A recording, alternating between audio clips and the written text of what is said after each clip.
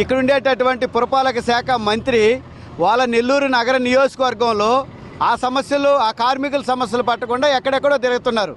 కలిసేందుకు సమయం లేదు. నిన్న మేము మొత్తం అందరం కూడా పోయేసి కలవాలనేటువంటి ఆలోచనతో పోతే 2 రోజుల తర్వాత కలుస్తారని చెప్పేసి వాళ్ళ కార్యాలయ సిబ్బంది వచ్చేసి రాయబారం నడిపినటువంటి పరిస్థితి మేము నిన్న జరిగింది.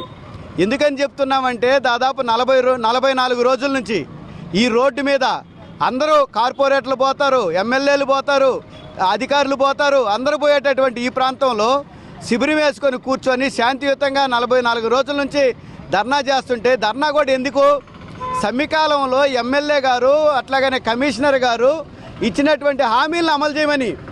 ఒక ఎమ్మెల్యే గారు, కమిషనర్ గారు, ఒక అత్యున్నతమైనటువంటి ఒక అధికారులు ఇచ్చినటువంటి హామీలకే పరిష్కారం లేకపోతే ఇంకెవరిని నమ్మాలా, ఏమి నమ్మాలి? ఇక్కడ